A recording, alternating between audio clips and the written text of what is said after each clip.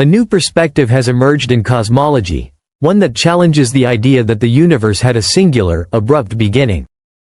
Instead of a single birth, the cosmos may be part of a vast, eternal cycle, expanding and contracting endlessly in a rhythm that stretches infinitely into both the past and the future.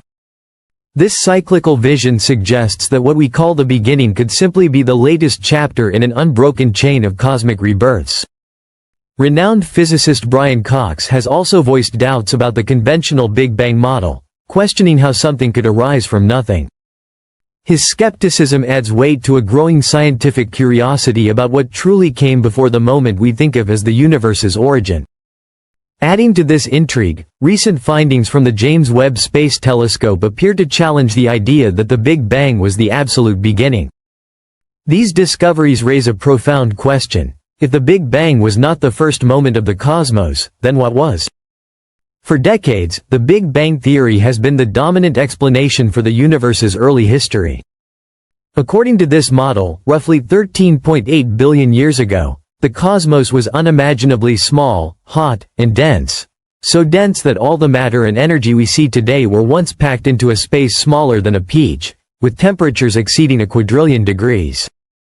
In mere minutes, the first elements were formed, setting the stage for the birth of stars, galaxies, and planets. Observations of cosmic background radiation and the abundance of light elements have consistently supported this framework. Yet, despite its success, the Big Bang theory is incomplete. It describes what happened after the universe began to expand, but it fails to explain the very first moments, or what, if anything, came before them. The problem lies in our tools. The combination of general relativity and high-energy particle physics works well under most conditions, but when applied to the earliest fractions of a second, the mathematics breaks down. At that extreme, our theories predict a singularity, a point of infinite density, which is both physically and conceptually troubling. To move beyond this limitation, physicists are searching for a new framework that can unify gravity with the other fundamental forces, even at the highest energies imaginable. This is where string theory offers a potential breakthrough. Rather than viewing particles as point-like objects, string theory envisions them as tiny vibrating strings, each with its own frequency. This model has the potential to reconcile gravity with quantum mechanics and may offer a more complete picture of the universe's earliest state. Within string theory lies the concept of the ekpyrotic universe, from the Greek word for conflagration, or fire.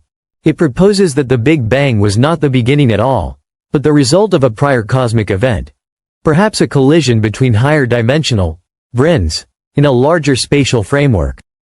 This idea naturally leads into cyclic cosmology, in which the universe undergoes endless cycles of expansion and contraction.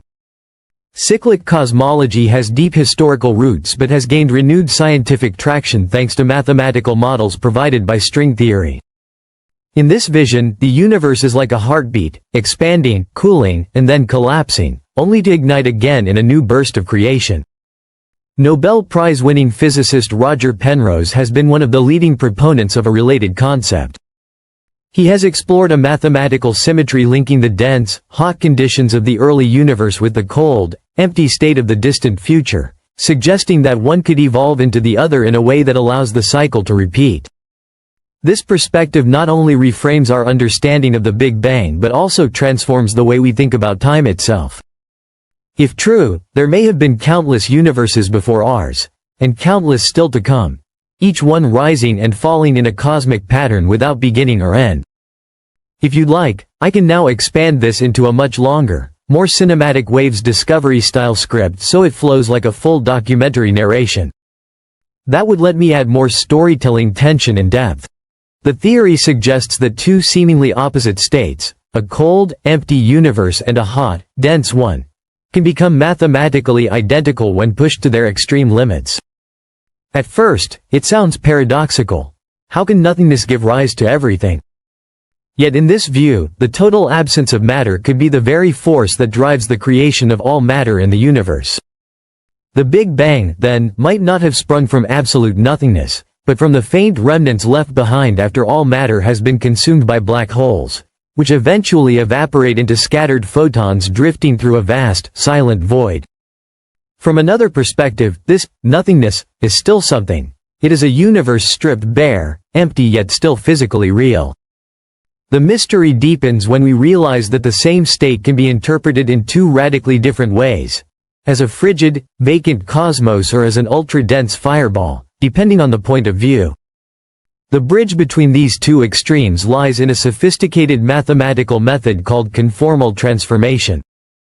This geometric process changes the scale of space and time while preserving its shape, allowing Roger Penrose to demonstrate that the structures of a cold, expanded universe and a hot, compact one can be connected. Under the extreme conditions at the edges of cosmic history, the concept of size loses meaning entirely, and the two states become, in essence, the same. In cyclic cosmology, the universe's story unfolds as a transition from an old, cold state to a young, hot state. The hot, dense beginning of one universe is born from the cold, empty end of the previous one. Yet this cause and effect relationship does not follow the normal flow of time, because in these extreme states both size and time cease to have their usual significance. From within its own frame of reference, an empty, frozen universe would seem to persist forever. Here, physics begins to merge with philosophy. Even if Penrose's ideas gain support through advances in cosmology, they leave behind an even deeper question. How did the cycles themselves begin? Why does something exist rather than nothing at all? Within the bounds of physics, there are three main possibilities. First, there may be no physical explanation. Some aspects of reality may simply be beyond the scope of scientific cause and effect. Second, the universe could be part of an infinite chain of cycles, each one emerging from the conditions left by its predecessor. Third, there could be a self-contained loop in which the end of one cycle directly creates its own beginning. These possibilities are compelling because they avoid invoking uncaused events, instead offering intricate, self-consistent scenarios within the physical framework. Penrose envisions an endless sequence of cycles, shaped in part by quantum mechanics. In quantum theory, a system exists in many potential states at once until it is observed, collapsing into a single outcome.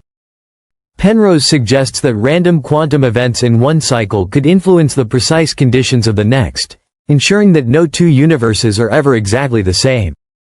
If this is true, the echoes of previous cycles might still be detectable today. Subtle traces, tiny irregularities in the cosmic background radiation, could carry the fingerprint of a universe that lived and died before ours. Finding such evidence would not only strengthen the case for a cyclic cosmos but also redefine our understanding of time, beginnings and endings. If you'd like, I can now merge this with the earlier rewrites so the entire Big Bang and cyclic cosmology narrative reads as one continuous, cinematic script. That way, it will flow like a *Waves discovery documentary.